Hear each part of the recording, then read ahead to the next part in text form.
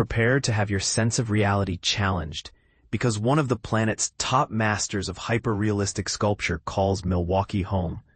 You've probably walked past his creations, jaw-dropping in their detail, without ever suspecting they're not living, breathing people. But here's the twist. Unless you're keenly aware, you might even brush shoulders with the artist himself at your local supermarket without realizing you're in the presence of a globally renowned talent. Marc Sijan's journey in sculpting has made him a celebrated figure internationally, with his stunningly lifelike statues gracing museum floors and exclusive private collections on almost every continent. Yet, within Milwaukee's own bustling streets, he might seem like any other local, just another face in the crowd. This is the paradox that Sijan acknowledges with a wry smile.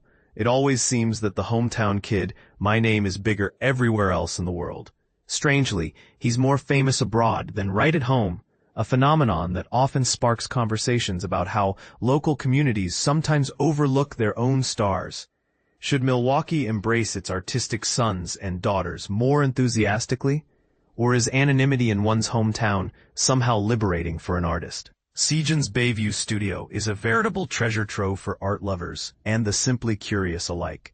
Step inside, and you're greeted by a host of hauntingly realistic sculptures, some complete, others still being finessed, alongside masks, limbs, and other meticulously crafted studies of humanity. Every piece seems to hold a secret, daring you to step closer and examine the art of illusion for yourself. Since the dawn of humanity, artists have been fascinated by the human form, Sijan reflects. From Stone Age cave paintings to the hyper-detailed Greek statues, right up through the present day, everyone's always been drawn to depicting the body in some way. For Sijan, hyper-realism becomes a contemporary extension of this ancient fascination. His sculptures serve as three-dimensional interpretations of the human experience, often shaped by real people he encounters, or by fleeting moments he captures with a camera, or even just his mind's eye. The result? Artworks so vivid, you half expect them to breathe. But here's where it gets controversial. Is it a celebration of life, or does such intense realism flirt with the uncanny? From across a room, Sijan's sculptures might fool even a trained observer. Yet walk a bit closer, and the magic truly reveals itself in every pore, every subtle vein, every delicate nuance of aging skin or glimmer in an eye. He painstakingly recreates everything from the smallest traces of dirt under fingernails to the unique topology of a person's limbs. Sijan possesses a rare gift, the ability to encapsulate the entirety of a human lifetime into a single sculptural instant. His creative process extends beyond the studio, too. When I'm out with my wife, I can't help but observe people. Sometimes I'll catch a gesture or a fleeting look and immediately want to immortalize it, he shares. Artists often draw their greatest inspiration from the world around them, and Sijan's roving eye means ordinary folks can become the models for extraordinary art. As for public recognition in his hometown, for many local Milwaukeeans, the most familiar of Sijan's sculptures is the lone guard stationed in a corner of the city's Baird Center, a piece so eerily convincing that visitors routinely stop to double or even triple check if it's real. And this is the part most people miss. The power of hyper-realism doesn't just rest in artistry, but in its capacity to disrupt our habitual perceptions, forcing us to question what's real and what's not.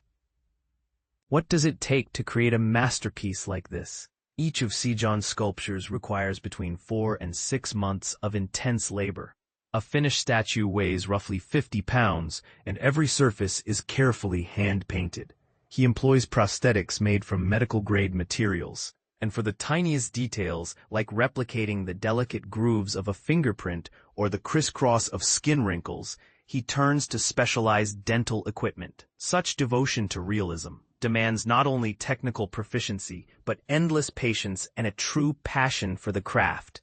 Sijan's story began at UW-Milwaukee, where his pursuit of an art degree in 1971 set the stage for the next half-century of creative breakthroughs. Today, his sculptures have traveled far beyond Wisconsin, finding homes around the world. Wherever his work is shown, Galleries and viewers alike report the same mesmerizing reaction.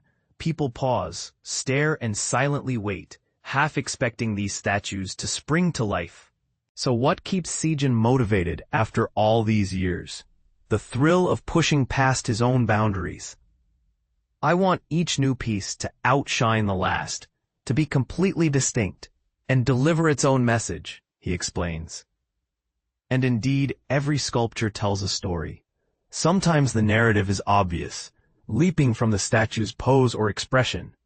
Other times, it's hidden deep beneath the surface, waiting for a curious observer to discover. The chase for his next great story is what drives Sijan, as it does so many artists. Always reaching, always exploring new human truths. Now here's an open question that could spark debate. Is hyper-realistic sculpture the ultimate form of artistic expression in a visually saturated world? Or does it verge on unsettling, perhaps even diminishing the imaginative role of the viewer? We'd love to hear where you stand. Do you find Sijan's work spellbinding, or a touch eerie? Share your thoughts, stories, and hot takes in the comments. Let's get the conversation started.